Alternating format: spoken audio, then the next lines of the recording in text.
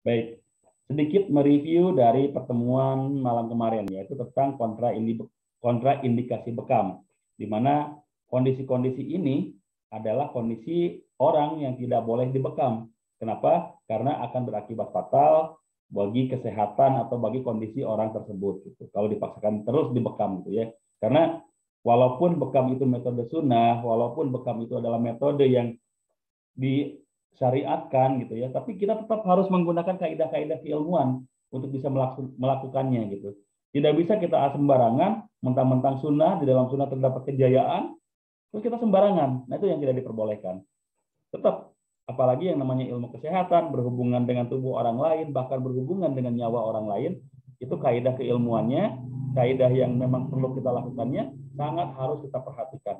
Dari mulai diagnosanya, dari mulai prakteknya, sampai terakhir sterilisasinya juga harus kita perhatikan. Jangan sampai awalnya kita ingin membuat orang lain mendapatkan kesehatan dari Allah, justru membuat orang lain mendapat penyakit karena kita tidak sesuai ya dalam melakukan terapi sunnah ini. Kalau terapi sunnah ini kita berikan sesuai dengan kaidah yang berlaku, kemudian kita bisa memberikan manfaat, maka insya Allah dakwah melalui metode pengobatan ini akan semakin optimal. Akan banyak orang yang tertarik kepada sunnah, akan banyak orang yang kembali menjalankan terapi-terapi yang bisa dianjurkan oleh Rasulullah dengan cara yang elegan. Tidak hanya terpaksa karena melihat, terapisnya teman saya, terapisnya saudara saya, terapisnya guru saya, tapi tertarik karena memang, khasiatnya luar biasa. Keilmuan yang terdapat di dalamnya pun luar biasa. Makanya kita tidak boleh sembarangan, termasuk dalam melihat kondisi orang-orang yang memang akan dibekam. Kalau kondisi-kondisi seperti ini, jangan sekali-kali kita memaksakan untuk melakukan pembekaman.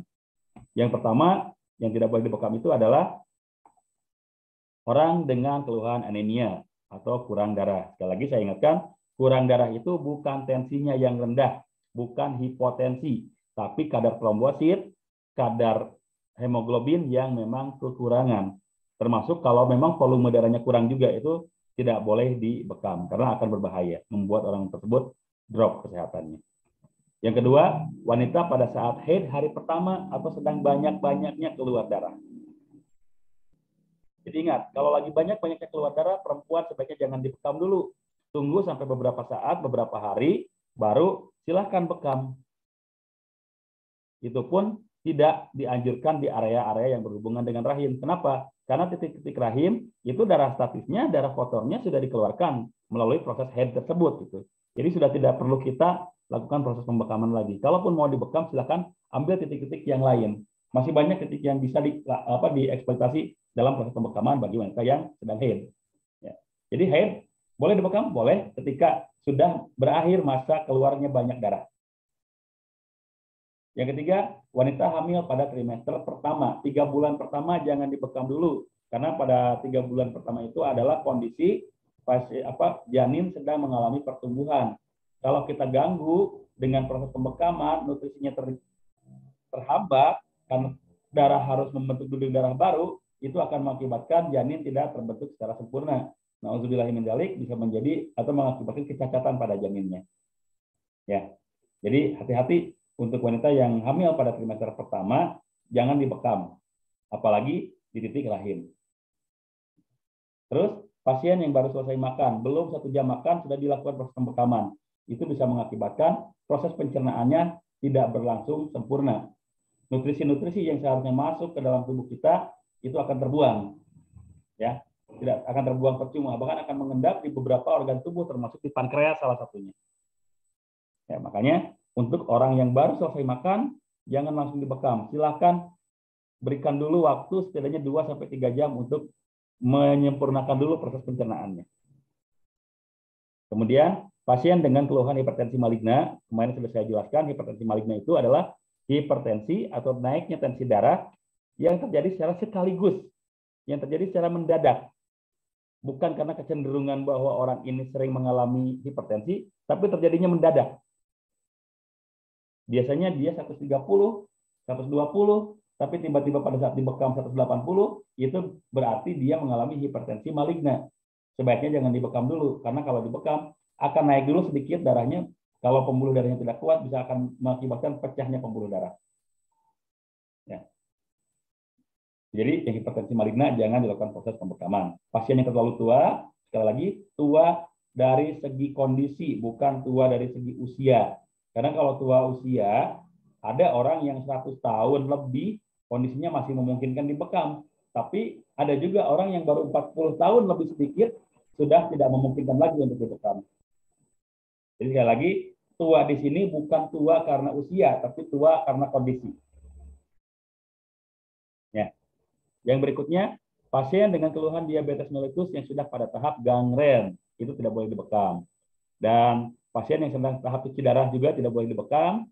Pasien yang sedang mengkonsumsi obat pengencer darah, pasien diare, dan pasien dehidrasi juga sebaiknya tidak boleh dibekam terlebih dahulu. Karena kondisi-kondisi seperti ini akan mengakibatkan orang yang kita bekam mengalami drop kondisinya.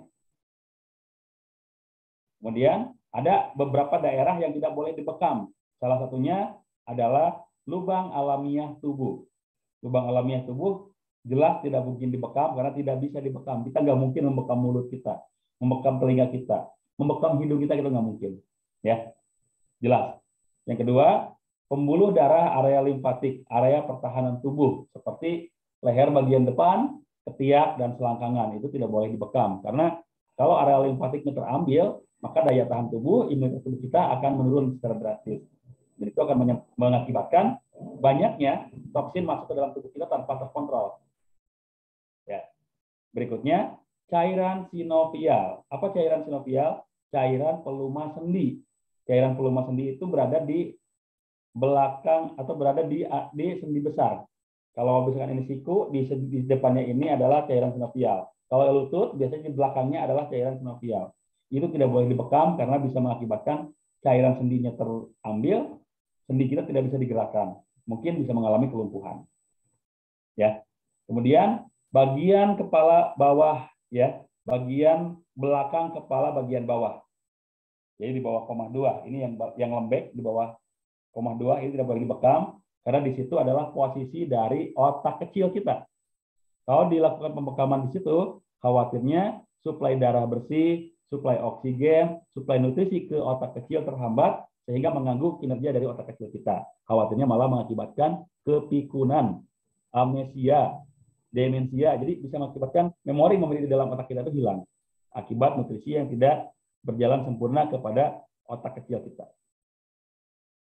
Yang berikutnya, di tempat yang terdapat kelainan kulit lokal atau mengalami lokal infeksi seperti panu, kadas, kurap, kutu air, dan sebagainya, itu jangan dilakukan proses pembekaman. Karena contohnya panu ya, panu itu diakibatkan oleh jamur. Jadi kalau dilakukan proses pembekaman, dilakukan perlukaan, sangat mungkin jamurnya masuk ke dalam kulit. Ya, itu daerah-daerah yang tidak boleh dibekam. Sekarang kita masuk daerah mana saja? Ya. Sekarang kita masuk titik mana saja yang boleh atau yang harus dibekam. Ya, ini saya akan sebut nama-namanya sesuai dengan nama titik sunnah. Kepada Bapak Ibu yang mau bertanya, saya persilakan terlebih dahulu di kolom chat. Insya Allah nanti sambil berjalannya materi ini, kita akan sama-sama diskusikan. Jadi kalau misalnya sekarang sudah ada pertanyaan, silakan masukkan pertanyaannya di kolom chat supaya nanti bisa sambil berjalan kita diskusi. Ya, mungkin nanti di akhir-akhir boleh kita open mic ya, tapi untuk sementara saya akan izinkan dulu semuanya melalui kolom chat terlebih dahulu supaya lebih maksimal diskusinya ya, tidak tumpang tindih, tidak bertabrakan. Jadi apa yang kita bahas itu benar-benar runut secara poin-poin yang pentingnya gitu.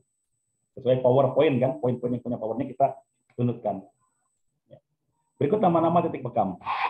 Ya, ada 1, 2, 3, 4, 5, 6, 7, 8, 9, 10, 11, 12, 13, 14, 15, 17 titik yang akan saya share namanya, sekaligus ke fungsi dan khasiatnya.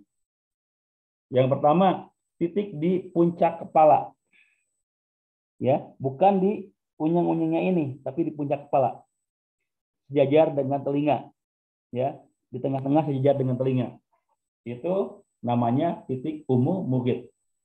Puncak kepala. Silakan dipegang, puncak kepala kita semuanya itu sejajar dengan telinga kita ya. sejajar dengan telinga kita di tengah-tengahnya. Jadi bagian yang paling menonjol di atas kepala. Itu namanya titik umum mugit. Umum mugit itu fungsinya lebih banyak ke memperbaiki kinerja saraf pusat. Kenapa? Karena memang di situ saraf pusat itu berkumpulnya di umum mugit sama di koma 2. Makanya kalau dilakukan pembekaman di titik yang tadi, umum mugit sama koma 2 ini, itu akan bisa mengakibatkan terperbaikinya sistem saraf pusat kita. Orang yang sering mengalami gangguan ingatan, orang yang mengalami mania, orang yang mengalami depresi, itu bisa dilakukan proses pembekaman di 2 titik itu. Ya, umum mugit dan koma 2. Bahkan untuk orang yang kena gangguan sihir, itu juga bisa dilakukan di 2 titik tersebut. Umum mugit dan koma 2. Kenapa? Apa hubungannya gangguan sihir dengan 2 titik ini? Karena gangguan sihir, gangguan jin, itu akan mempengaruhi saraf pusat kita. Mereka, bangsa jin ini, ingin kita itu tidak bisa berpikir secara rasional. Ingin kita berpikir tidak logis. Secara rasional kita tuh harusnya dekat dengan Allah. Secara logis kita itu harusnya beriman. Tapi mereka, setan dari golongan jin, nggak mau. Makanya diganggu saraf pusat kita supaya kita benar-benar bisa menjauh dari Allah. Makanya kalau dibekam di titik ini, umum mugit sama koma 2 biasanya orang yang punya gangguan sihir, punya gangguan jin akan mengalami reaksi. Ya, biasanya akan mengalami reaksi. Jadi hati-hati kalau kita membekam orang yang kena gangguan sihir di area tersebut, sebaiknya kita juga melakukan perlindungan, melakukan pencegahan diri supaya kita bisa terhindar kalau ada pasien yang mengalami gangguan. Karena kalau kita tidak melakukan penjagaan, khawatirnya malah gangguannya kena ke kita. Banyak kasus praktisi-praktisi bekam yang tiba-tiba sakit ketika membekam orang yang terkena gangguan sihir. Banyak kasus orang-orang praktisi-praktisi bekam yang tiba-tiba drop kondisi badannya setelah membekam orang yang kena gangguan jin. Apa penyebabnya? Penyebabnya karena kurang melakukan penjagaan terhadap dirinya. Dengan apa? Dengan doa. Ya. Tidak ada cara lain untuk menjaga diri dari gangguan jin hanya dengan doa. Ruqyah sendiri pun kan doa. Jadi kita berdoa kepada Allah untuk terhindar dari gangguan jin. Maka alangkah lebih baiknya setiap kali kita akan melakukan proses pembekaman, kita doa perlindungan terlebih dahulu. Apa saja doa perlindungan? Minimal. Ini yang minimal ya. Al-Fatihah, ayat kursi, Al-Ikhlas, Al-Falaq, An-Nas. Minimal itu. Saya mau tambah yang lain. Saya mau tambah Al-Baqarah 102, boleh. Saya mau tambah awal Al-Baqarah, boleh. Saya mau tambah akhir Al-Baqarah, boleh. Saya mau tambah ayat 1 At-Taubah, silahkan.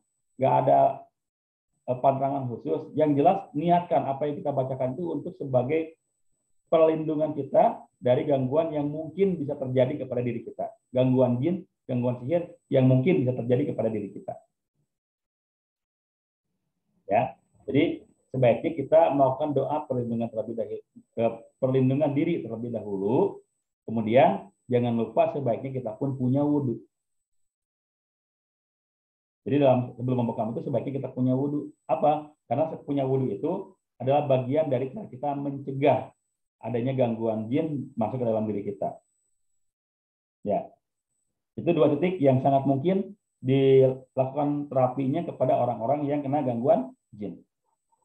Titik yang berikutnya, 2 titik di leher belakang, namanya titik al-akhda'in. Silakan sambil Bapak Ibu catat ya kalau memang perlu, sebelum nanti saya share modulnya gitu ya, dicatat dulu aja. Karena nanti saya akan share-nya di akhir gitu. Khawatirnya lupa kalau nggak dicatat sekarang. Di titik al-akhda'in. Al-akhda'in ini adalah salah satu fungsinya adalah untuk meningkatkan tensi darah. Jadi kalau ada pasien yang darahnya rendah, itu bisa dibekam di titik tersebut supaya tensinya bisa naik lagi, bisa stabil ke angka normal. Ya. Di samping untuk keluhan-keluhan kepala seperti kayak migrain, vertigo, itu bisa dilakukan pembekaman di titik al-akhda'in ini. Kenapa? Karena itu adalah pintu masuknya suplai oksigen ke kepala. Jadi kalau pintunya dibuka, insya Allah suplai oksigen ke kepala akan lebih maksimal. Ya. Yang berikutnya, titik al-kahil. Titik al-kahil ini adalah titik di punuk, di tulang serviks, ya, sepanjang tulang serviks. Ke bawah sedikit nggak apa-apa, ke atas sedikit nggak apa-apa. Jadi tidak harus pas di tonjolan ini ya, tonjolan tulang belakang ini nggak harus. Boleh ke bawah sedikit juga nggak apa-apa. Ya. Berikutnya, 2 titik di bahu namanya titik al-katifain. Ya, titik bahu. Ini kalau tadi al-ahdain itu adalah untuk menaikkan tensi darah, maka al-katifain adalah sebaliknya, untuk menurunkan tensi darah. Jadi kalau ada orang yang memang punya kecenderungan tensinya tinggi, tapi bukan hipertensi maligna ya, memiliki kecenderungan tensinya tinggi, maka boleh dibekam di titik al-katifain. Dan titik al-katifain ini juga berfungsi untuk menurunkan kadar kolesterol di dalam darah. Ya. Yang berikutnya, titik di belikat. Titik di belikat ini fungsinya sangat bagus untuk keluhan-keluhan pada paru-paru, pada jantung, pada lambung, pada pankreas. Itu sangat bagus. Karena di belikat ini ke beberapa organ tersebut berada gitu ya. Jantung ada di situ, paru-paru ada di situ, lambung juga ada di situ, ya, pankreas juga ada di situ. Jadi sangat diperbolehkan membekam untuk orang yang mengalami masalah pada organ-organ tadi ya, kayak jantung, pankreas, lambung, paru-paru, itu di titik belikat. Dioptimalkan di titik belikat. Ya. Kemudian titik di pinggang, ya, di pinggang itu sangat bagus untuk keluhan-keluhan pertama pada ginjal, karena di pinggang itu ada letak ginjal kita. Kemudian buat usus juga bagus, usus besar, usus kecil, ya, bahkan usus buntu pun bisa dibekam di titik itu, dan bisa juga untuk membantu proses sekresi, proses pengeluaran. Barangkali kita susah untuk kencing, susah buang air besar, itu bisa dibantu di titik-titik tersebut. Ya, titik di pinggang. Untuk yang di belikat namanya dhahril ala, di pinggang itu dhahril wasawi. Kemudian titik di tulang ekor namanya titik al-qiton. Titik al-qiton itu fungsinya untuk kesuburan kalau untuk perempuan, kalau laki-laki untuk kejantanan. Ya. Jadi kalau misalkan Bapak Ibu sudah berumah tangga sekian tahun, ingin kembali meningkatkan stamina-nya selain dengan rajin berolahraga, kemudian mengkonsumsi makanan-makanan yang memang diperlukan oleh tubuh gitu ya, boleh dibekam di titik al-qiton. Selama, mohon maaf ya, selama kejantanannya tidak terganggu akibat diabetes. Kecuali kalau kejantanannya terganggu oleh diabetes, maka dioptimalkan di titik belikat. Ya, itu titik al-qiton. Saya punya pengalaman, ada seorang pemuda yang ingin dibekam di titik al-qiton. Saya tanya, punya keluhan apa emang? Saya lihat di YouTube, katanya titik al-qiton itu bagus untuk kejantanan. Saya mau dong dibekam supaya saya tahan lama. Gitu. Oke. Begitu saya mau bekam, saya tanya dulu, emang mohon maaf, masnya udah nikah berapa tahun? Belum, sebelum nikah. Lah, terus dibekam di titik kejantanan mau apa? Ya, biasalah Pak, anak muda, saya nggak jadi bekam. Ya, saya nggak jadi bekam di situ. Kalau saya bekam di situ, kemudian khasiatnya Allah turunkan, berikan kepada pemuda tersebut, itu akan membuat dia lebih gemar lagi dalam berzina. Jadi, naudzubillah min dzalik, saya nggak jadi bekam. Oh, belum nikah tapi minta kejantanan, saya nggak jadi bekam. Kenapa Pak? Nggak mau. Ya.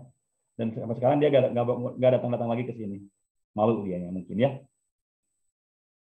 Karena memang kalau kita bekam di titik ini, itu sangat luar biasa khasiatnya untuk kejantanan.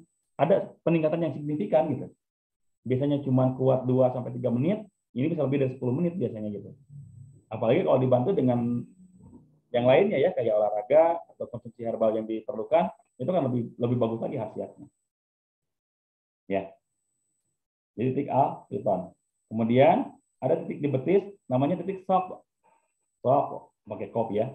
Ini sangat bagus untuk keluhan-keluhan di kaki seperti asam urat, rematik, ya, itu sangat bagus di titik-titik yang 2 ini al-qiton. Titik sok. Boleh juga di titik ditambah di paha gitu, boleh juga ya. Jadi titik di kaki ini sangat luar biasa khasiatnya untuk keluhan-keluhan yang ada di kaki. Kaki sering kesemutan, kaki sering sakit gitu ya, akibat asam urat dan rematik, itu bisa di titik kaki ini, di titik sak ini. Dan ditambah dengan titik di punggung kaki namanya Zohril Qodam. Zohril Qodam ini juga sangat bagus untuk keluhan-keluhan di kaki seperti asam urat dan rematik. Oke, ini sementara nama titik yang saya share nama-namanya. Silakan Bapak Ibu dicatat dulu, baru nanti saya akan coba melangkah ke materi yang selanjutnya. Sekarang saya akan baca dulu chat yang masuk. Nih, sudah ada 8 chat yang masuk. Coba saya akan jawab satu persatu ya, insya Allah. Oke. Saya mulai dari Bapak Adi, Pak Adi Daya. Lipoma boleh dibekam? Lipoma itu adalah tumor jinak lemak. Tumor jinak lemak, kalau kita lawan, sifat sel tumor itu selama masih jinak dinamakan tumor, tapi kalau dia sudah mengganas itu dinamakan kanker. Dan sifat sel tumor hampir sama dengan sifat sel kanker. Kalau dia dimainkan, kalau dia kalau di bahasa Sundanya dicook gitu ya, dipermainkan, dia akan mengganas karena sifatnya melakukan perlawanan. Jadi kalau lipoma itu jangan dibekam di benjolannya. Ya. Jangan dibekam di benjolannya. Bekamnya di sekitarnya saja, di pinggir-pinggirnya saja. Apa tujuannya? Supaya kan lipoma itu parasit ya, dia memakan nutrisi yang masuk ke dalam tubuh kita gitu. Apa tujuannya dibekam di sekitar lipomanya gitu. Misalkan kalau lipomanya di tangan di sini, jangan dibekam di pas benjolannya, tapi di sekitarnya saja. Supaya si lipomanya ini tidak mendapatkan suplai nutrisi. Akhirnya dia mati dengan sendirinya atau dia melemah dengan sendirinya. Ya. Jadi lipoma sebaiknya jangan dibekam di pas benjolannya. Cukup di sekitarnya saja. Ya. Baik. Itu Pak Adi ya, mudah-mudahan bisa menjawab. Yang kedua dari Pak Iwan Setiawan. Kalau untuk titik wasir di mana? Kalau untuk titik wasir, pertama ambil titik yang berhubungan dengan usus terlebih dahulu. Kenapa? Karena biasanya penyebab wasir itu ada masalah peradangan pada usus. Sehingga proses BAB tidak berlangsung secara normal, tidak berlangsung secara maksimal. Ya. Kemudian tambah titik di area, ini namanya titik alwarik. Alwarik itu di pinggul. Ya, di pinggul. Jadi boleh dibekam di titik itu. Pertama di pinggang ya, sama di pinggul tambah alkiton. Tambah alkiton juga insya Allah bagus, bisa membantu ya. Jadi 5 titik untuk warik untuk wasir itu sangat mungkin dilakukan gitu ya. 2 di pinggang, 2 di alwarik di pinggul, 1 di alkiton. Maksimalkan pemekaman di titik itu setidaknya 2 minggu sekali. Ya. Setidaknya 2 minggu sekali. Apa tadi? Pinggang, pinggul, kiton, tulang ekor. Insya Allah ya, dioptimalkan 2 minggu sekali dilakukan pembekaman di titik itu. Kemudian dari Kang Rijal, apakah penyakit bisul bisa dibekam? Soalnya saya lihat di YouTube ada yang membekam bisul. Ingat, bisul itu adalah tumor jinak juga. Ya, tumor jinak juga. Memang ada yang setelah dibekam mata bisulnya keluar, memang. Tapi sekali lagi, kita menyeberang jalan tol dengan berlari mungkin bisa aman, tapi bukan berarti menyeberang di jalan tol itu adalah sesuatu yang diperbolehkan gitu. Sama, kalau ada yang membekam bisul kemudian si mata bisulnya keluar, bukan berarti membekam bisul itu diperbolehkan, karena khawatirnya nanti akan mengakibatkan peradangan pada bagian kulit yang bisul, akhirnya bisa mengakibatkan penyakit baru yang tidak diharapkan gitu. Bisa menjadi kanker kulit, bisa menjadi si tumor pada bekas bisulnya itu gitu. Ini banyak kejadian. Bisul disedot, keluar bisulnya, tapi lama-lama malah menambah penyakit baru, yaitu tumor di bagian bisulnya gitu. Ya. Oke. Jadi Kang Rijal ya, jadi sebaiknya jangan dibekam. Kalaupun mau membekam seperti lipoma tadi, di sekitar bisulnya saja, supaya si bisulnya ini tidak mendapatkan nutrisi lagi. Akhirnya dia melemah dengan sendirinya dan si penyebab bisulnya itu bisa keluar dengan sendirinya. Oke. Dari Ibu Arin bagian delamakan, maksudnya ini apa ya? Bagian delamakan kaki boleh nggak dibekam? Maksudnya gimana Ibu? Nanti ditulis lagi ya. Delamakan apa nih? Saya kurang paham. Ya. Oke. Bu Munisa, ada apa dengan tanggal sunnah? Adakah alasannya kenapa Nabi memerintahkan bekam tanggal sunnah? Ini kemarin sudah kita bahas ya. Sama-sama sudah kita bahas kemarin tentang tanggal sunnah berbekam. Rasulullah menyarankan berbekam itu tanggal 17, 19, 21 di bulan Hijriah. Pertama, alasannya kita mengikuti perintah Rasulullah karena hadisnya sahih. Ya, hadisnya sahih. Kemarin kita sudah sama-sama bahas kemarin ya dengan tanggal sunnah ini. Yang kedua, setelah diteliti oleh para ilmuwan, ternyata setiap cairan di muka bumi ini terpengaruh oleh gravitasi bulan. Laut begitu bulan purnama akan naik ke permukaan, gelombangnya akan pasang. Danau, sungai pun pada saat bulan purnama akan mengalami gelombang yang pasang juga. Ya. Nah, darah kita yang juga merupakan cairan itu pun akan dipengaruhi oleh gravitasi bulan. Kapan gravitasi bulan terkuat? Ya tadi, tanggal 17, 19, 21. Itulah kenapa tanggalan Hijriah itu menggunakan hilal dari melihat bulan. Karena memang akan mempengaruhi dari pengaruh terhadap kondisi bumi akibat gravitasi bulan tersebut. Nah, alasannya kalau kita dibekam pada tanggal sunnah tersebut, itu sangat memungkinkan toksin akan lebih maksimal keluarnya. Ya, akan sangat memungkinkan toksin lebih banyak keluar. Karena apa? Si darah ini naik ke permukaan, mendorong toksin-toksin masuk atau terangkat ke permukaan kulit. Kita bekam, maka insya Allah akan lebih banyak keluar toksinnya, sehingga akan lebih sehat. Ya, jadi itu ya Bu Munisa dengan tanggal sunnah. Kalau kemarin mengikuti, insya Allah akan lebih paham. Ya, kalau sekalian belum paham, insya Allah nanti akan ada pertemuan selanjutnya. Update lagi supaya kita bisa lebih paham lagi. Oke. Kemudian dari Ibu Andrika,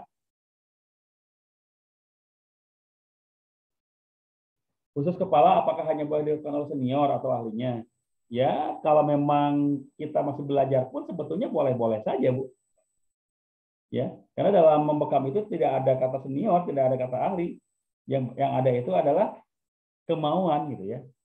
Kalau kita emang sudah mau membekam di kepala, silakan. Ya. Dibekam di situ. Oke? Jadi tidak harus menunggu ahlinya gitu ya. Kalau memang memungkinkan kita yang melakukan pembekaman, silakan. Ya, silakan dibekam oleh kita juga. Kemarin saya tidur rep-repan, nggak bisa nafas, mimpi meninggal dan memanggil keluarga di depan, nggak ada yang dengar, cuma baca ayat-ayat pendek kalau terbata-bata dan karena nggak hafal terbaik-baik ayatnya. Alhamdulillah dia terbangun. Apakah rep-repan? Erep-erep ya kalau dalam bahasa Sunda juga salah satu tanda gangguan jin. Walau sesungguhnya karena badan sangat lelah tidur antara sadar dan tidak sadar sehingga terjadi halusinasi karena asupan oksigen ke otak kurang. Ya memang ada dua kemungkinan itu Bu ya. Ada dua kemungkinan. Tapi kalau memang erep-erepannya itu ya, erep-erepnya itu sering terjadinya terlalu berulang-ulang, ya itu memang besar kemungkinan adanya gangguan jin. Ya.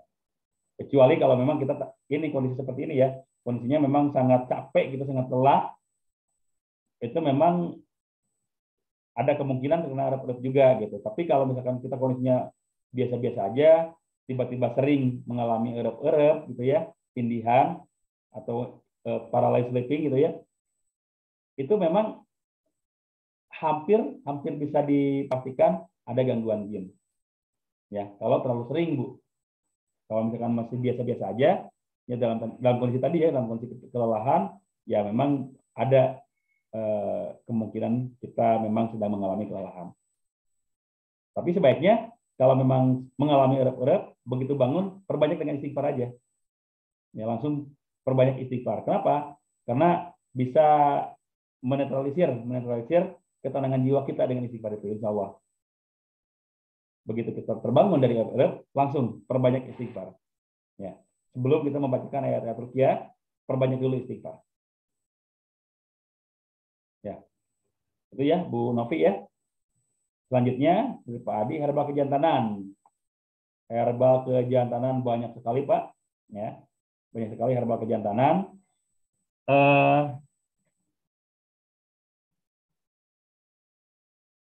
Ada di Makassar, di Sulawesi itu namanya Sandrego. Ya, ada namanya rumput yang namanya Sandrego. Sandrego itu dulu ditemukannya tidak sengaja oleh penggembala kuda. Ya, oleh penggembala kuda. Penggembala kuda itu menggembalakan kudanya dan melihat kudanya memakan rumput yang namanya rumput Sandrego itu. Ya, makan rumput yang namanya rumput Sandrego itu. Tiba-tiba si kudanya ini bisa melakukan perkawinan sampai 10 kali dalam satu hari. Ya, sampai 10 kali dalam satu hari. Si penggembalanya ini penasaran, dia coba konsumsi. Hasilnya luar biasa. Kemampuannya berlipat-lipat. Kemampuannya bisa sampai berlipat-lipat. Nah, misalnya cuma kuat sekali bisa sampai 2 sampai 3 kali katanya, menurut testimoni dari si penggembala tersebut.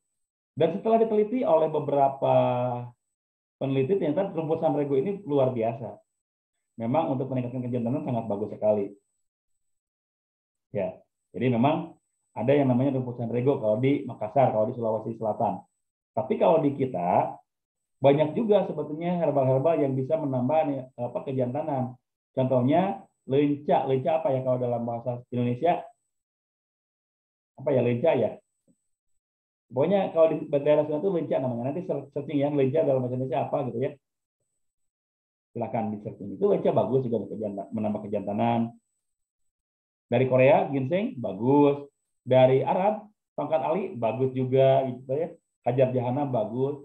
Dan kalau kita ingin meningkatkan kejantanan dengan cara yang konsisten, perbanyak saja konsumsi madu campur habatus sauda. Insya Allah itu juga akan membantu meningkatkan kejantanan kita, Pak. Madu campur habatus sauda, mengkonsumsinya berbarengan ya, madu sama habatus sauda. Jadi kita tuang kapsul makan kapsul habatus sauda, minumnya pakai madu. Insya Allah itu bisa membantu meningkatkan kejantanan kita semua. Ya, oke itu ya Pak Adi ya. Sekarang Pak Hisan, kalau sering kencing seperti tak tahan, bekam di daerah mana, lalu pantangannya apa? Biasanya kalau kita sering tidak tahan kencing itu ada masalah pada pankreas juga.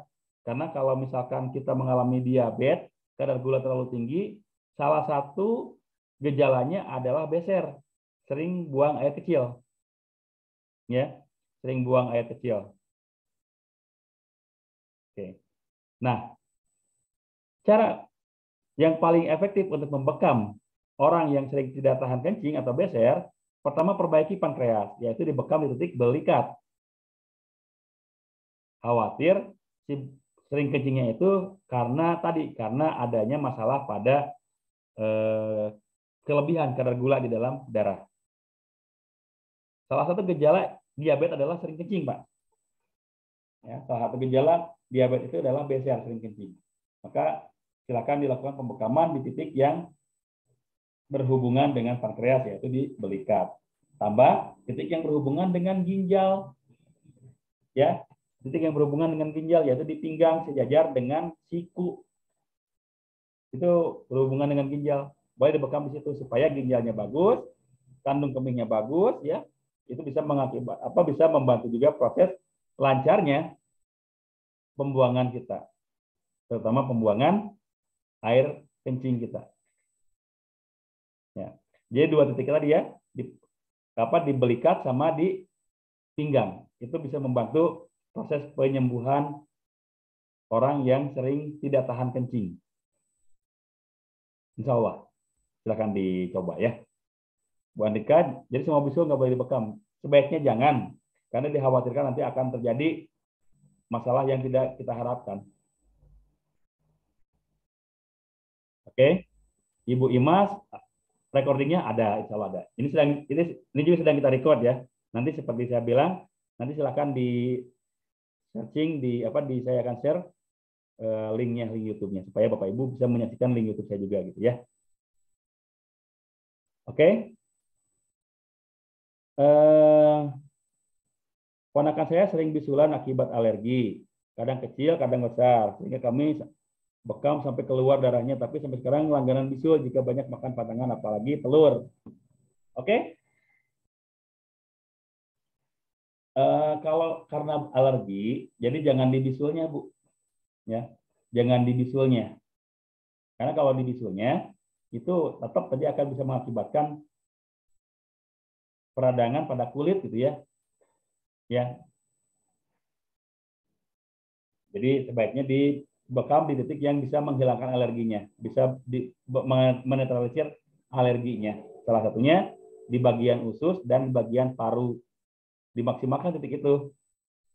Titik di pinggang, ya, pinggang bagian bawah gitu ya, yang di bawah, sedikit di bawah dari siku gitu ya, sedikit ke bawah dari siku, karena bukan di ginjal tapi di usus.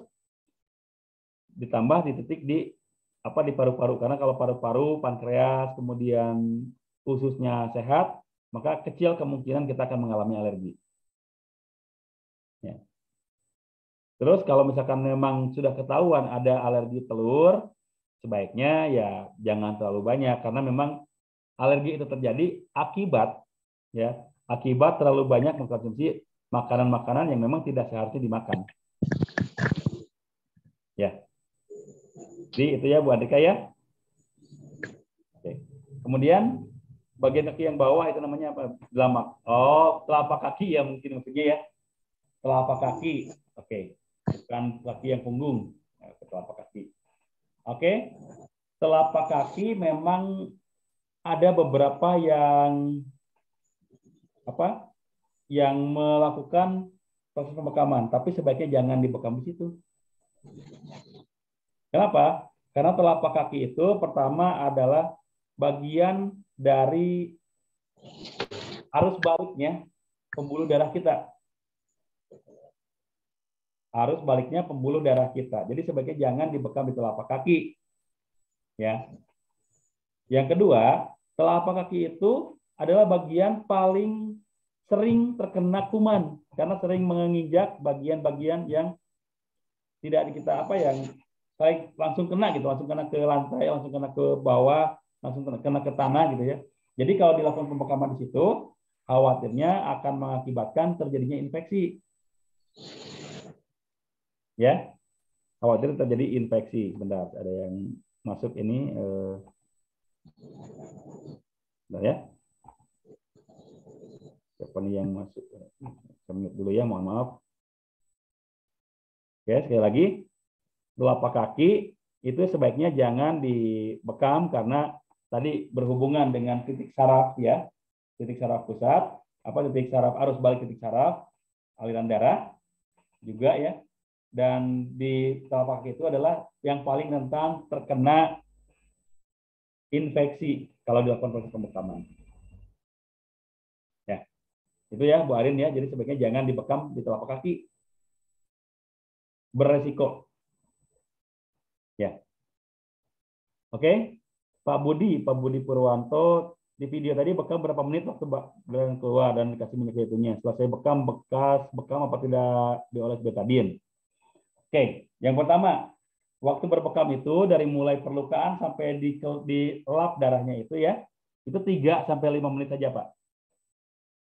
Ya. 3 sampai 5 menit saja. Kenapa? Karena kalau lebih dari 5 menit apalagi lebih dari 7 menit itu akan mengakibatkan adanya yang namanya blister. Ada blister pada luka bekamnya. Jadi ada seperti benjolan-benjolan yang berisi air gitu. Itu perih dan bisa mengakibatkan Bisa mengakibatkan nanti begitu disentuh saja kulitnya akan menghasilkan perih yang luar biasa. Jadi cukup 3 sampai 5 menit saja. Ya. Cukup 3 sampai 5 menit saja. tidak dianjurkan terlalu banyak. Ya, oke. Apakah tidak diolah betadin? Sebaiknya sih tidak betadin, Pak ya, karena kita dalam membekam itu kan kita lebih cenderung ke herbal.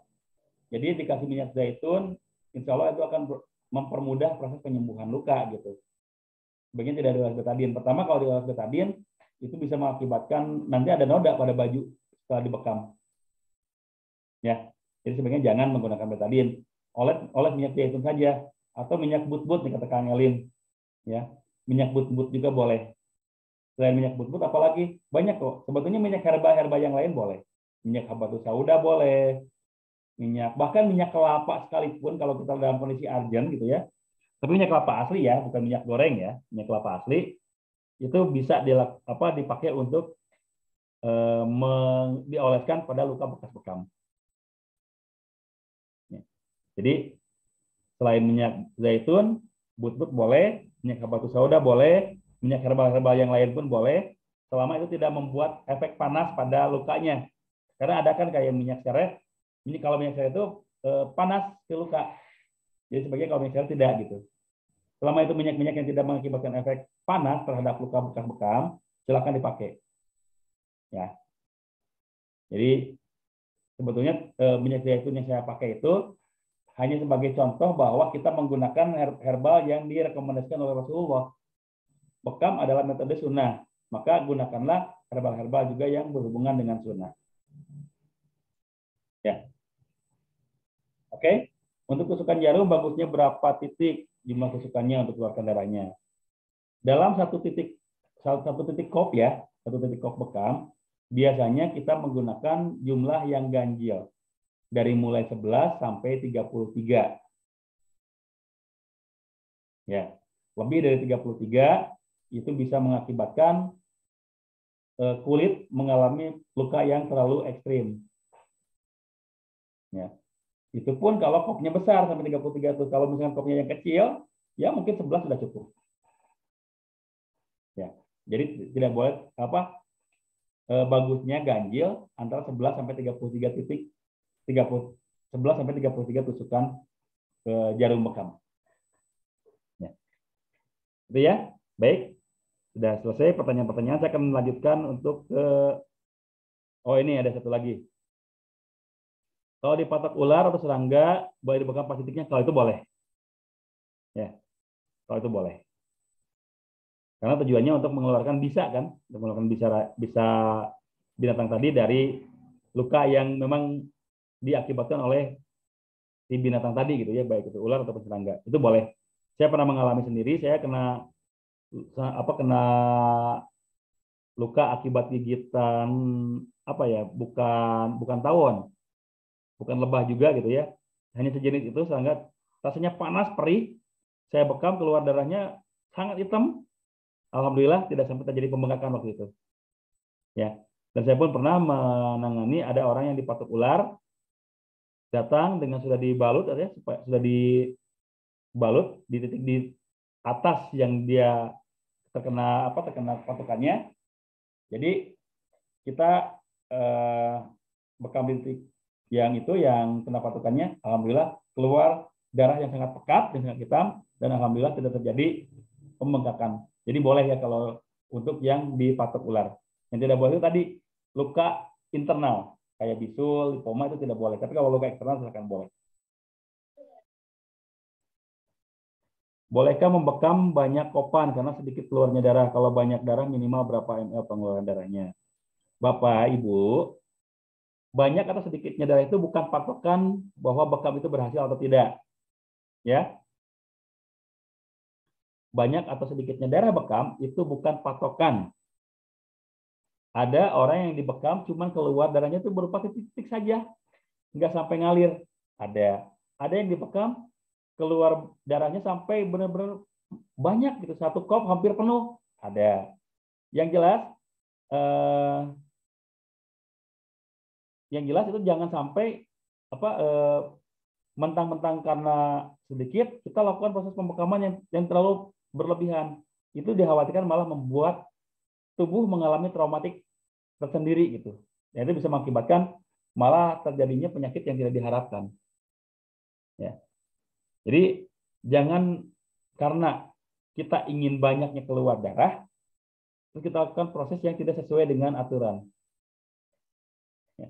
Jadi jangan berpikir bahwa bekam itu harus banyak keluar darah, jangan ya. Yang penting apa? Yang penting walaupun sedikit keluar darahnya, tapi itu titik yang tepat, insya Allah siklus darah bersih, siklus oksigen ke bagian organ tersebut itu akan terjadi secara maksimal dan optimal untuk mencapai kesembuhan. Ya, untuk darah minimum berapa keluarnya darah? Tadi tidak ada aturan ya. Kalau walaupun cuma titik-titik saja pada luka bekamnya itu sudah cukup sebetulnya. Ya, tidak bisa diukur ya, tidak bisa diukur dipastikan ukurannya. Karena kondisi tubuh setiap orang itu beda-beda. Ada yang memang volume darahnya bagus, stabil, normal, begitu dibekam keluarnya banyak. Ada juga yang kondisi kondisi tubuhnya memang anemia, kurang darah. Jadi kalau walaupun dibekam berapa titik pun, walaupun dibekam banyak pun gitu ya, tetap darahnya tidak akan banyak keluar. Ya.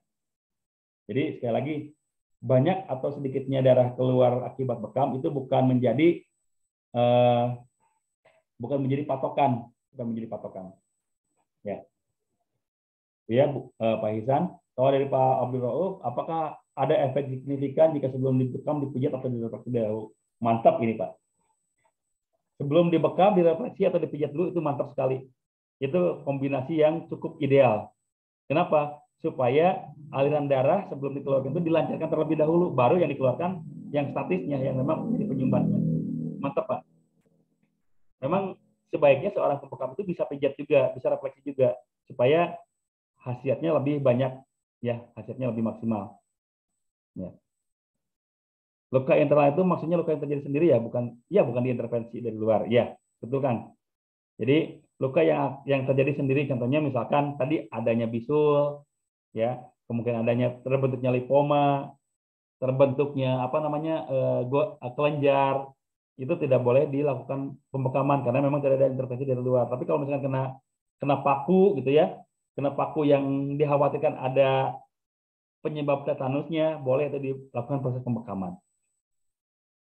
Tujuannya apa? Untuk mengeluarkan potensi kuman, potensi virus dari lukanya itu gitu. Ya, jadi kalau dari luar, dari intervensi di luar itu boleh dilakukan pembekaman. Ya, Kang Rizky ya.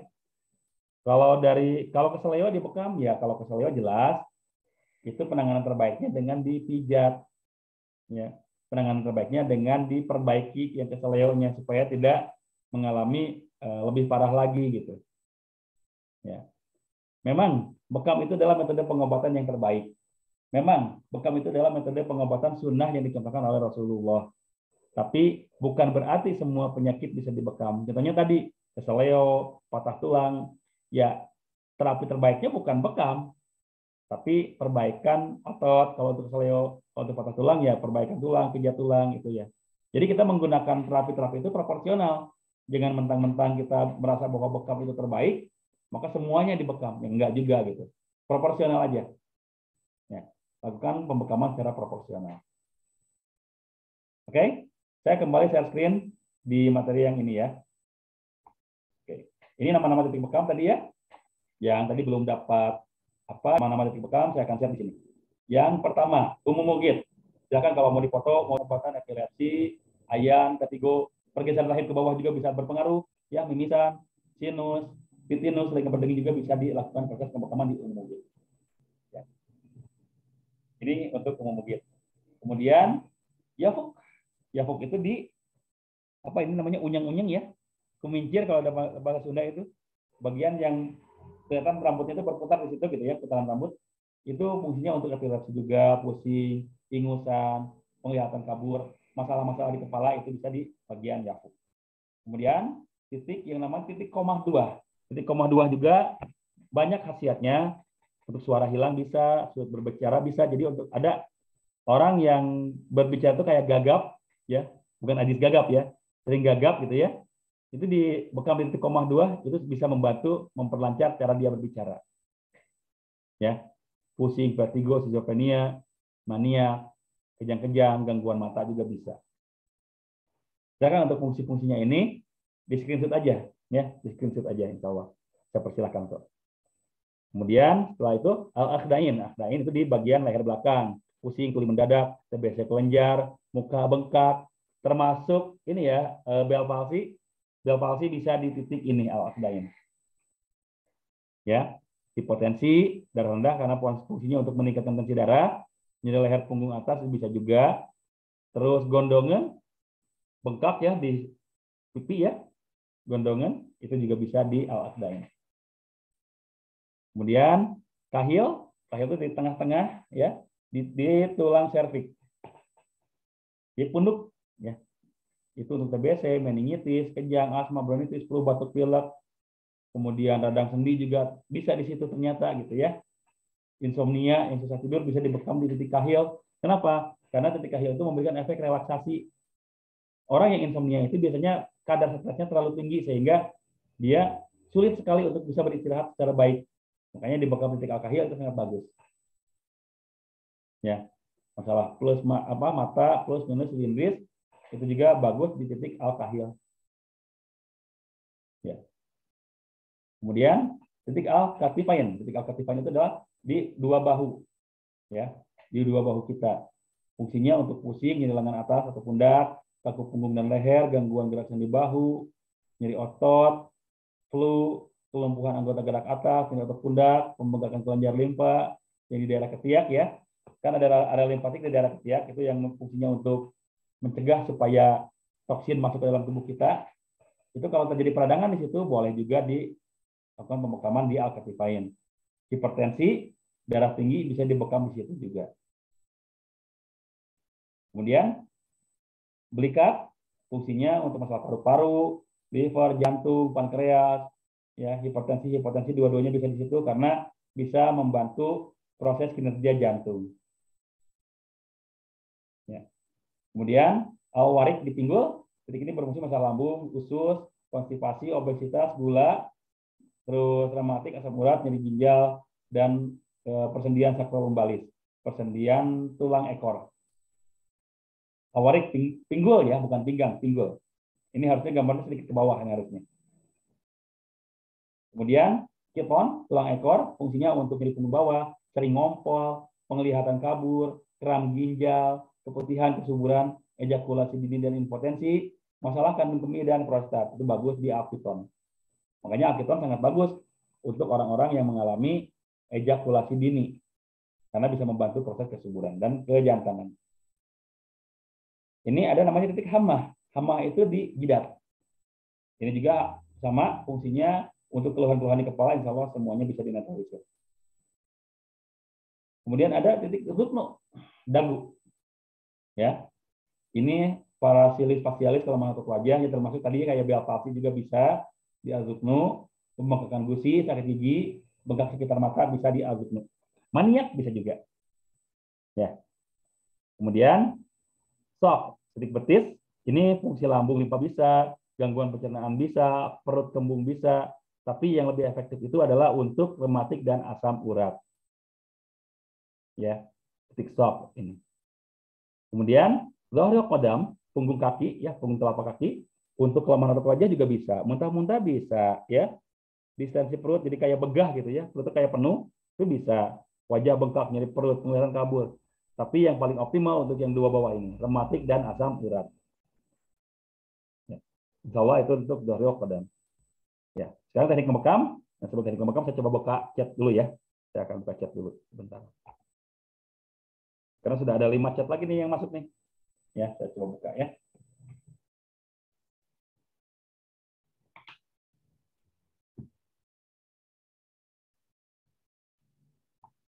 Oke. Khusus kepala nggak masalah ya jika darah rendah minimal misal 100/57. Untuk kepala itu tidak ada ketentuan tensi darah. Jadi kalaupun tensinya seperti itu insya Allah aman. Karena tidak apa ya, tidak secara signifikan menaikkan atau menurunkan tensi darah. Selama kondisinya memungkinkan untuk dibekam, silakan walaupun dengan tensi segitu. Ya. Jadi tensi kepala sesuai sunnah 3 saja titiknya. Ya tadi ya, umum muhit, yafuk, koma 2, hamah. Ada 4 sebetulnya dengan di depan, dan ada satu lagi di pelipis. Jadi ada sebetulnya lebih dari 3 ya, di kepala lebih dari 3. Cuman kalau kita terlalu banyak membekam di kepala dalam waktu yang bersamaan, itu bisa mengakibatkan gangguan pada sistem saraf. Ya, umum mungkin bisa, yafuk bisa, koma 2 bisa, hamah bisa, di pelipis pun bisa. Itu di kepala semua. Cuma kita kan tidak bisa melakukannya secara bersamaan, khawatirnya malah akan mengakibatkan gangguan pada apa namanya?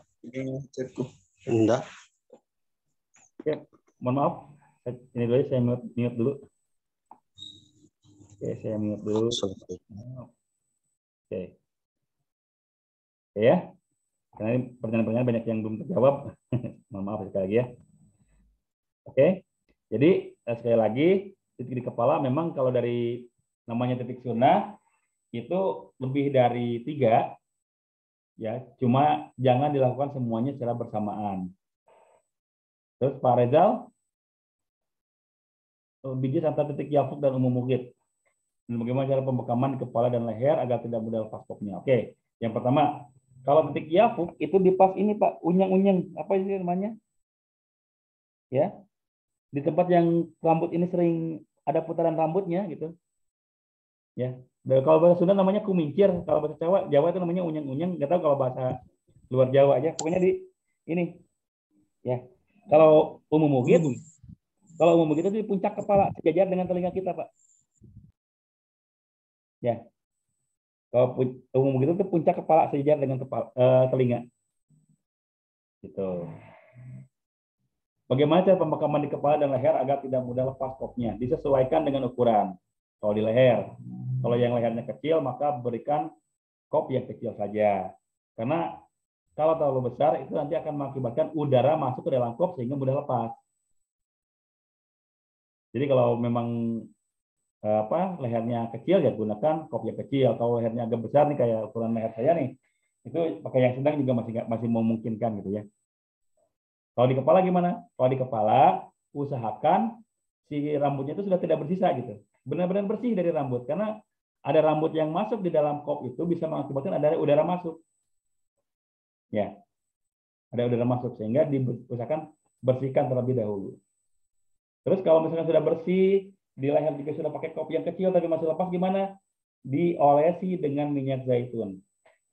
Pinggir-pinggir kopnya. Ya, pinggir-pinggir kopnya diolesi dengan minyak zaitun supaya tidak memungkinkan lagi ada udara yang masuk. Ya. Bekam bagian dada ada boleh. Ya. Bekam di bagian dada boleh ya. Ini ada di sebelah sini. Ini ya, sebelah sini ada busa. Di bagian bawah payudara juga ada, namanya titik asadiu. Sadiu. Sa ya, pakai sa, sadiu. Itu bisa ya. Jadi bekam bagian kepala bisa. Oke. Terus langganan migrain setiap head. Oke, kalau langganan migrainnya setiap head berarti bukan masalah di kepalanya, Bu. Itu mungkin masalah pada sirkulasi darah yang berhubungan dengan kepala. Makanya tidak perlu dibekam di titik umum mugit. Tidak perlu di titik kepala, cukup di leher saja sebetulnya. Ya, rutinkan di titik leher sama titik belikat untuk memperbaiki sirkulasi darah dari jantung. Ya.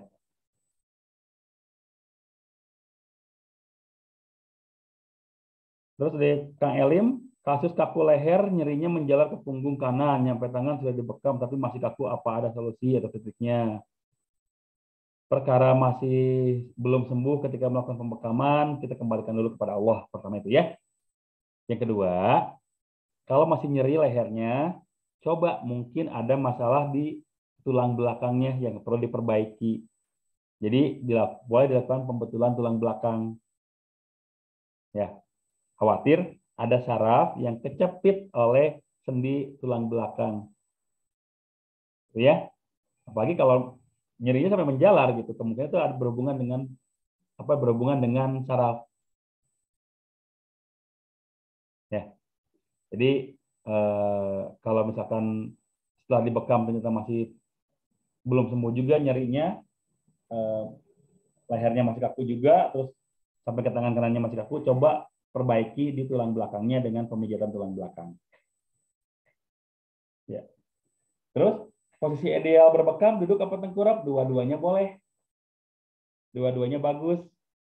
Ya, memang ada anggapan kalau duduk kayaknya lebih baik, soalnya tidak akan menutup kemungkinan darah masuk lagi ke dalam pori-pori. Memang ada anggapan seperti itu, tapi faktanya enggak.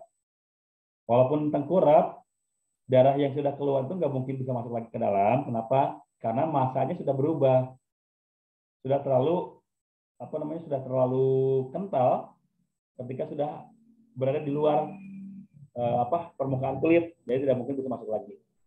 Jadi mau bekamnya sambil duduk ataupun tengkurap, dua-duanya boleh. Ya, silakan sesuai kenyamanan saja. Kalau memang orang suka mengalami sesak napas begitu tengkurap, bisa sambil duduk. Tapi saya ingin sambil istirahat, sambil tiduran, sambil kayak mengalami relaksasi aja kalau dibekam, ya sambil tengkurap nggak apa-apa. Ya, karena dua-duanya boleh. Dua-duanya bisa dilakukan proses pembekaman sambil dengan kedua cara tersebut. Oke. Saya lanjutkan share screen-nya supaya lebih detail ya, lebih detail. Yang berikutnya setelah kita tadi mengetahui nama-nama titik bekam, sekarang kita teknik dalam membekam. Yang pertama, teknik yang harus kita ketahui adalah persiapannya. Kebersihan ruangan kita jaga, kebersihan alat pun kita jaga. Jangan lupa kita sendirinya menjaga kebersihan dengan berwudu. Jangan lupa sebelum membekam persiapkan tempat sampah untuk limbah. Jangan sampai nanti pada saat kita membekam, darah sudah banyak, kita baru nyari tempat buat membuangnya gitu. Ya, itu berarti kita kurang persiapan, kurang planning. Dan jangan lupa lakukan diagnosa kepada pasien. Mohon maaf Pak, sakitnya apa, keluhannya apa? Oke, kalau sakitnya ini, keluhannya ini, maka titik bekamnya di sini. Itu untuk mengoptimalkan supaya kita tidak terlalu banyak melakukan titik bekam. Tidak terlalu banyak menentukan titik bekam. Karena kalau terlalu banyak, itu khawatir orang akan drop. Ya. Jadi silakan diagnosa terlebih dahulu sebelum kita melakukan proses pembekaman. Teknik yang kedua, tadi kita persiapannya. Yang kedua, prosesnya, jangan lupa berdoa. Lakukan sterilisasi kulit dengan mengoleskan minyak herba pada bagian tubuh yang akan dibekam. Jadi minyak herba dioleskan, tadi ya, boleh minyak zaitun, boleh minyak batu kauda, boleh minyak but-but, boleh minyak kelapa sekalipun pada bagian yang akan kita bekam. Kemudian, lakukan pengisapan dengan kop bekam pada area tersebut. Lakukan selama 3-5 menit. Ya. Jadi lakukan kop pertama kali 3-5 menit. Kemudian lakukan perlukaan pada kop tadi, pada luka yang di kop tadi. Dilukai, dihisap kembali sama 3-5 menit juga. Bersihkan, ya, dibersihkan lukanya dengan tes steril, dihisap kembali untuk menghisap plasma. Jadi 3 proses ya. Hisap dulu 3-5 menit, lepas, lukai, hisap lagi 3-5 menit, lepas, bersihkan, hisap lagi 3-5 menit, baru dibersihkan. Karena yang terakhir itu adalah mengeluarkan plasma, mengeluarkan sel darah putih yang fungsinya untuk mempercepat proses penyembuhan luka, mempercepat proses histamin. Dan biasanya pada saat proses histamin ini terasa sedikit gatal. Jadi kalau misalnya Bapak Ibu pada saat setelah dibekam ada reaksi gatal, jangan khawatir karena itu mungkin efek histamin pada kulit kita yang sedang mengalami proses penyembuhan luka. Kemudian kembali ke pembersihan ya. Baru terakhir finishing, seluruh kop bekas bekam dibersihkan dengan tisu. Setelah itu lepas lancet dari lancing device-nya, dari pen lancetnya ya, atau bisa dari hand scalpel-nya, bersihkan semuanya, lepas dulu. Pisahkan keduanya dan simpan di tempat limbah logam berbahaya. Jadi kita itu harus punya 2 tempat. Yang pertama tempat untuk jarum, yang kedua tempat untuk limbah darah. Jadi jangan sampai jarum sama limbah darah nyatu gitu. Harus terpisah karena nanti jarum itu kita akan setorkan ke puskesmas. Nanti puskesmas yang akan menghancurkannya. Makanya sebagai dinas kesehatan terkait gitu ya. Kita harus punya koneksi yang bagus dengan pusat-pusat kesehatan di tempat kita gitu, di lingkungan kita. Karena tadi kita tidak mungkin bisa menghancurkan limbah logam bekas bekam. Maka kita harus kerjasama gitu. Dan biasanya puskesmas tempat Bapak Ibu, tempat kita semua itu punya alat untuk bisa menghancurkan logam tersebut. Atau setidaknya punya MOU dengan orang yang punya alat, dengan perusahaan yang punya alat untuk membersihkan limbah logam MOU-nya, ada yang 1 kilo sampai 200.000 untuk nilai kerjasamanya, ada yang 1 kilo cuma 50.000, 60.000, itu tergantung kebijakan di puskesmasnya masing-masing. Ya. Tapi yang jelas untuk limbah kayak jarum bekam atau bisturi itu kita pisahkan biar nanti kita setorkan ke puskesmas yang ada di tempat kita. Ya. Kemudian baru kasa sama bekas-bekas darah bekam itu dikumpulkan dalam satu plastik kalau bisa warna kuning. Kenapa kalau bisa warna kuning? Karena biasanya warna kuning itu adalah warna plastik atau warna bekas, warna tempat sampah yang digunakan untuk limbah berbahaya. Ya, limbah infeksius. Tapi susah warna kuning ya, sebetulnya nggak apa-apa juga pakai warnanya. Jangan dibuang sembarangan karena ini plastik ya.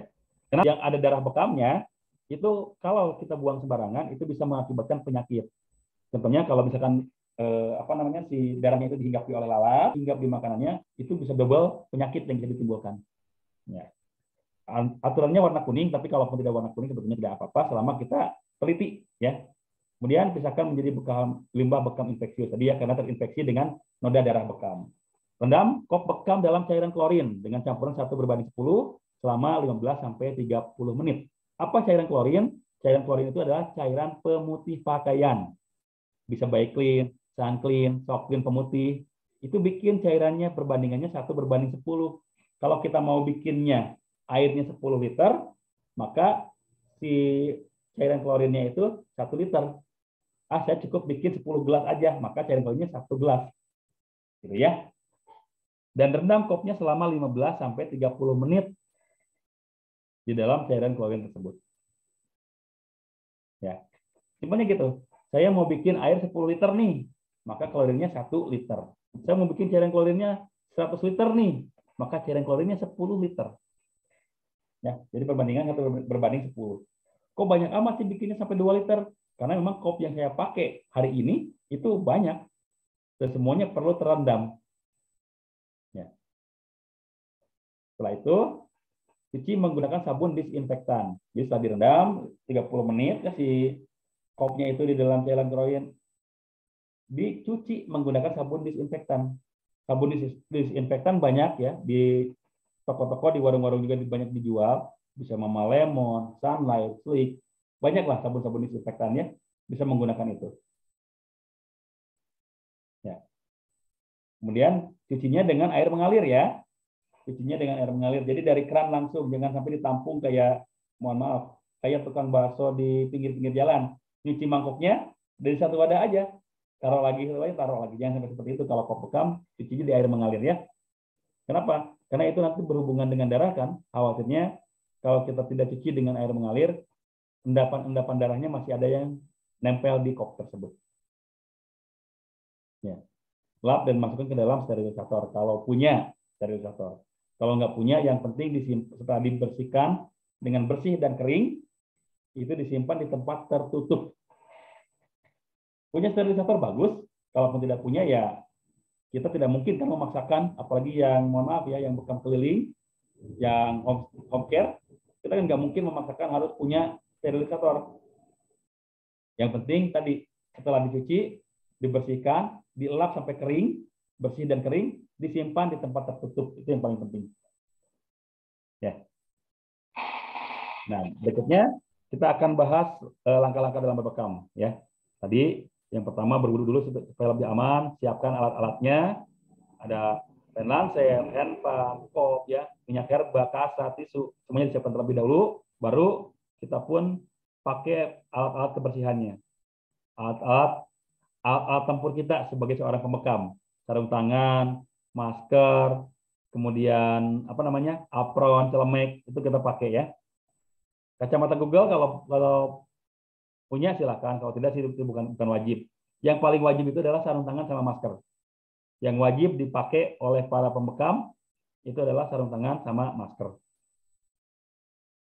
Kemudian jangan lupa sebelum membekam berdoa dan lakukan diagnosa ya. Itu jangan lupa, doa dan diagnosa. Oleskan minyak herbal pada bagian tubuh yang akan dibekam. Kemudian hisap bagian yang akan dibekam selama 3-5 menit. Kemudian lakukan perlukaan, boleh dengan lancet, boleh dengan bisturi. Hisap kembali sama 3 sampai 5 menit. Kemudian bersihkan darah. Ya. Kalau kena luka dengan kasa, tapi kalau di luar luka boleh membersihkan darahnya dengan tisu. Hisap kembali sampai plasma keluar. Ya. Plasma itu adalah sel darah putih yang fungsinya untuk histamin, pembersihan atau penyembuhan luka bekas bekam. Nih, cara mencucinya seperti ini ya. Pertama, lap dulu seperti dengan alkohol, kemudian direndam di dalam cairan klorin, cuci dengan air mengalir. Kalau punya sterilisator silakan pakai sterilisator. Kalau tidak punya, setelah bersih dan kering, simpan di tempat tertutup. Jangan lupa apron, terus matras untuk tidur, ya tempat tidurnya juga dibersihkan, jangan lupa. Setelah itu, limbahnya dimasukkan ke dalam kresek, dibakar. Cara membakarnya, usahakan setidaknya 10 meter dari tempat tinggal, dari pemukiman, supaya si asapnya tidak terhisap oleh orang lain. Ya. Terus limbah berbahayanya, limbah logam berbahayanya kita kumpulkan, baru nanti kita serahkan kepada puskesmas terdekat. Nah itu simpel cara membekam ya, tidak terlalu sulit. Yang sulit itu dalam menentukan titik bekamnya. Saya yakin semua orang bisa membekam, tapi tidak semua orang bisa melakukan diagnosa dan menentukan titik bekam yang tepat. Makanya sebelum kita melakukan terapi bekam, kita perdalam dulu diagnosa supaya hasilnya lebih maksimal. Ya. Sekarang kita akan masuk ke dalam kondisi kegawat daruratan. Tapi sebelumnya saya akan buka chat dulu nih. Sudah ada chat yang masuk 2. Saya akan coba baca. Selama ini suami saya pakai bening. Terus kalau maksudnya gimana ya? Pakai bening, terus kalau dibekam sama temannya tisudahnya apa boleh dibakar? Maksudnya gimana nih? Kalau tisunya ya boleh dibakar, Bu ya. Tisunya boleh dibakar. Tisu ada darahnya bakar juga ya, bakar juga. Oke. Ada beberapa kondisi gawat darurat pada saat bekam yang harus kita ketahui supaya lebih hati-hati. Yang pertama, tidak sedikit pasien yang kesurupan pada saat dibekam. Inna sayatona fil insani fi majrodam, tinggal di dalam aliran darah. Ya, ingat, setan di dalam tubuh manusia itu tinggal di dalam aliran darah. Jadi kalau dibekam kesurupan wajar, karena memang itu tempat tinggalnya setan dari golongan jin. Makanya ada yang kesurupan. Jadi saya beberapa kali menemukan kasus seperti ini, dibekam kesurupan. Maka langkah pertama yang kita lakukan adalah terapi tetap zikir dan tenang. Jadi kalau ada yang kesurupan, kita jangan ikut panik. Apalagi kesurupan, jangan ya. Pasiennya kesurupan, terapisnya kesurupan, jadi kesurupan massal jadinya nanti. Bingung. Ya. Terapi tetap zikir dan tenang, lepaskan semua kop yang menempel, kuasai pasien agar tidak berontak berlebihan, lakukan pijatan ringan di area umum mugit, tengkuk, ya, belakang telinga, sela-sela ibu jari dan telunjuk tangan. Kenapa? Itu untuk menstimulus orang tersebut mengalami efek kejut sehingga bisa mengalami proses sadar dari kesurupannya. Ya. Dan terakhir, tetap lakukan ruqyah syar'iyah. Kapan melakukan ruqyah syar'iyah? Setelah pasiennya sadar dari kesurupan. Jangan ketika lagi kesurupan kita langsung ruqyah. Kenapa? Itu nggak ngaruh, nggak ngefek. Orang lagi histeris, orang lagi kesurupan, kita baca-bacakan doa, ya nggak ngaruh. Tapi tunggu sampai sadar dulu, sadarkan dulu, tenangkan dulu, baru kita kasih pengarahan.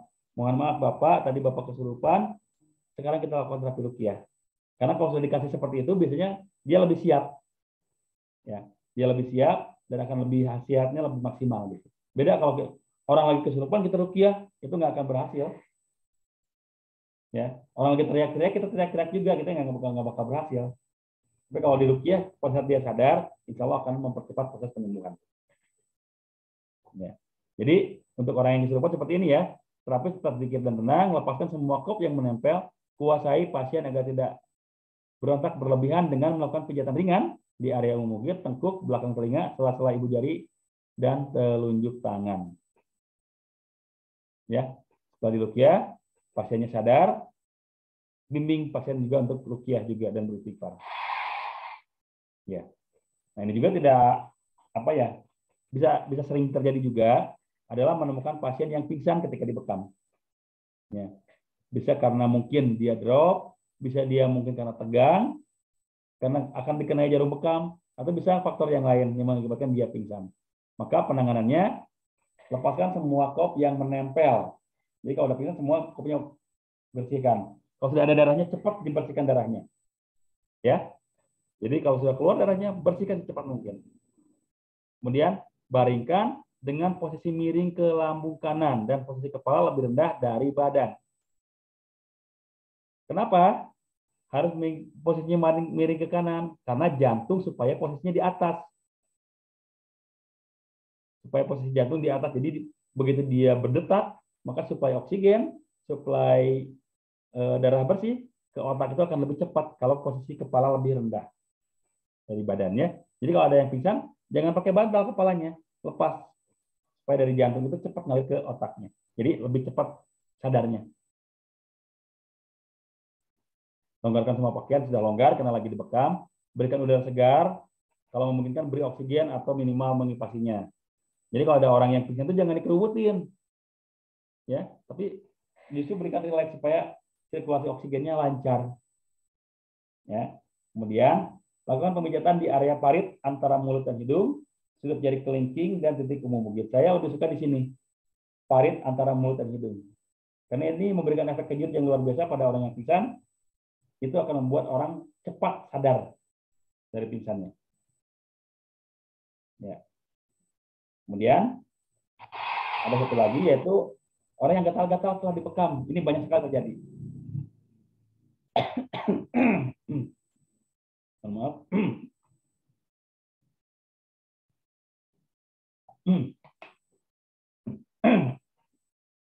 Ini banyak sekali terjadi. Pasien yang tiba-tiba gatal pada saat setelah dibekam. Kenapa bisa terjadi? Mungkin dia alergi, dan yang paling sangat mungkin adalah terjadinya efek histamin pada tubuh.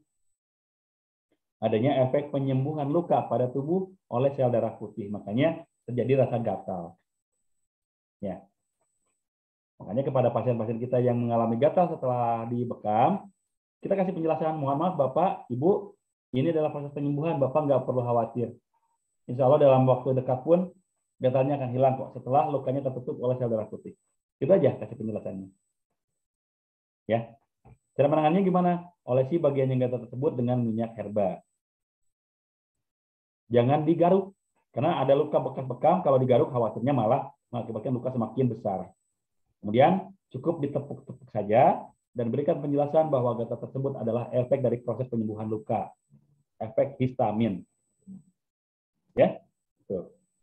Kemudian ada lagi yang dibekam ternyata tidak berhenti mengalir darahnya, terus keluar darahnya karena mungkin dia satu, lukanya terlalu dalam, dua, lukanya terlalu lebar, tiga, mungkin dia sedang mengkonsumsi obat pengencer darah. Nah, kalau sudah terjadi seperti itu bagaimana? Ambil beberapa kasa jadi satu, kemudian teteskan minyak herba dan tempelkan pada luka. Jadi intinya diperbankan. Diperban pakai kasa supaya lukanya tidak supaya darahnya tidak terus-terusan keluar. Jika masih belum berhenti, ya bawa ke pusat kesehatan, mungkin perlu dijahit. Ya, mungkin perlu dijahit. Jadi kita tadi tidak boleh menganggap bahwa bekam ini adalah metode pengobatan terbaik karena dicontohkan oleh Rasulullah, sehingga menganggap underestimate ya metode pembekaman yang lain, metode kesehatan yang lain maksudnya. Ya. Jadi jangan sampai kita merasa bahwa yang lain itu tidak baik, yang lain itu tidak benar. Kita bersinergi saja. Ya, kita bersinergi saja. Insya Allah kita akan lebih khasiatnya lebih maksimal. Baik, ada chat yang masuk.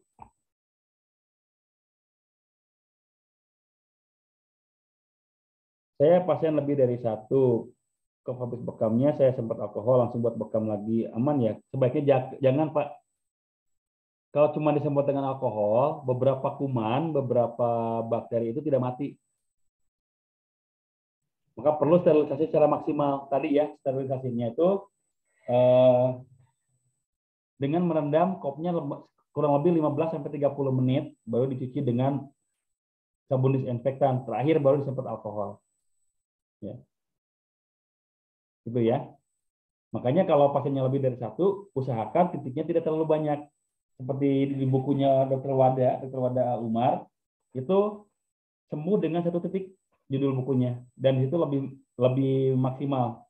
Tidak perlu banyak titik, tidak perlu banyak menggunakan kop, cukup kopnya sedikit saja, tapi khasiatnya bisa lebih baik dibanding terlalu banyak kop tapi tidak tepat. Sekali lagi ya, untuk kop disemprot dengan alkohol saja itu tidak cukup, karena ada beberapa virus, ada beberapa bakteri yang tidak mati. Yang tidak mati hanya dengan disemprot alkohol. Khawatirnya malah menularkan penyakit lain kepada pasiennya. Ya. Itu Pak ya. Yang dulu mungkin ya sudahlah gitu ya. Sekarang kita perbaiki. Jadi kalaupun kita membekam orang lain di rumahnya, misalkan setidaknya kita bawa ke persiapan sterilisasinya. Contohnya bawa klorin sendiri, bawa sabun sendiri gitu ya, minimal seperti itu. Bawa sabut untuk membersihkan kopnya sendiri juga gitu. Ya. Itu Pak ya. Jadi sebaiknya jangan cuma disemprot pakai alkohol, khawatir ada virus-virus yang tidak mati, nanti malah menjadi penyebab tertular orang lain akibat dari kop yang kita pakai. Oke. Silakan, barangkali ada yang masih mau bertanya di chat, saya persilahkan ya. Oke. Kalau tidak ada, ini mungkin materi bekam akan kita cukupkan sampai di sini. Insya Allah di pertemuan Selasa depan kita akan membahas materi yang lebih luar biasa lagi, yang akan lebih banyak lagi dibutuhkan oleh ya kita semua sebagai para terapis gitu ya. Mudah-mudahan apa yang disampaikan tadi bisa menjadi ilmu yang bermanfaat bagi kita semuanya. Oke, Bu Andrika. Berarti alatnya nggak boleh ya, udah hanya sekedar sabun saja. Ya kurang maksimal Bu, kurang maksimal. Tadi standar sterilisasi yang baik itu pertama direndam dengan cairan klorin dulu. Ya, direndam dengan cairan klorin dulu. Baru dicuci pakai sabun. Setelah itu disemprot alkohol. Setelah itu dikeringkan. Baru itu sudah bisa dipakai lagi ke orang lain. Kalau cuma disabun saja sama, sabun disinfektan sekalipun itu tidak menjamin semua virusnya mati. Dulu sampai pernah ada yang namanya SOP harus menggunakan cairan H2O2, cairan kimia yang super keras untuk menjadi cairan disinfeksi gitu ya, disinfektan. Cairan H2O2. Cuma itu efeknya terlalu keras, bahkan ke kop sendiri pun bisa menjadikan kopnya ngelupas gitu. Khawatirnya malah bisa mengakibatkan Bisa mengakibatkan bisa mengakibatkan masuknya gitu kelupasan kop itu ke dalam kulit. Jadi dibatalkan proses penggunaan cairan H2O2. Nah, sekarang kita pakainya tadi cairan klorin, rendam selama 15-30 menit, kemudian cuci dengan sabun disinfektan, kemudian semprot dengan alkohol, baru dikeringkan. Itu sudah standar yang cukup untuk melakukan sterilisasi alat bekam. Ya. Kemudian semua praktek yang terjadi, misal sedang membekam orangnya meninggal. Ada Pak, kemarin saya sudah share videonya Pak. Saya kemarin sudah share videonya, ada kasus Ibu Muslilah yang membekam Bapak Suparno meninggal. Ya, meninggal. Makanya kita perlu hati-hati dalam diagnosa. Kasus kemarin itu adalah kesalahan diagnosa. Bapak Suparnonya itu hipertensi, darah tinggi. Sama Ibu Muslilah sudah jelas itu melanggar syariat. Seorang perempuan membekam laki-laki bukan muhrimnya. Walaupun sama-sama sudah tua, tetap tidak boleh. Ya. Sama Ibu Muslilahnya ini dibekam di titik yang menaikkan tensi darah. Dan membekamnya dengan bekam api. Yang dipanaskan dulu gelasnya, baru ditempelkan. Jadi si darahnya itu pecah karena terlalu panas. Pembuluh darahnya pecah, akhirnya meninggal. Makanya malpraktek bukannya tidak pernah terjadi, memang jarang, tapi sangat mungkin bisa terjadi kalau kita salah diagnosa. Ya, kalau kita salah diagnosa, orang yang harusnya diturunkan tensi darahnya malah kita bikin naik, ya sudah, beresiko itu. Makanya diagnosanya diperdalam lagi. Insya Allah kita selalu upgrade ya, selalu update tentang masalah diagnosa ini. Ya, oke, silakan. Barangkali yang ada yang masih mau bertanya di kolom chat, saya persilakan untuk bisa menuliskannya sambil saya tunggu ya.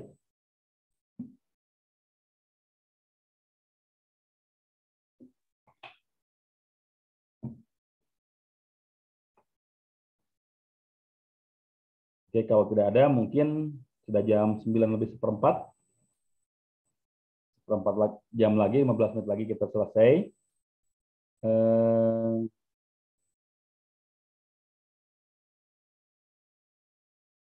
Oke. Ada pertanyaan lagi nih ya. Bagian tangan ada dibekam? Ada. Ya, bagian tangan juga bisa di ini ya. Terus di sini juga bisa selama tidak di sini. Tidak di bagian persendian itu boleh. Ya. Ada juga di antara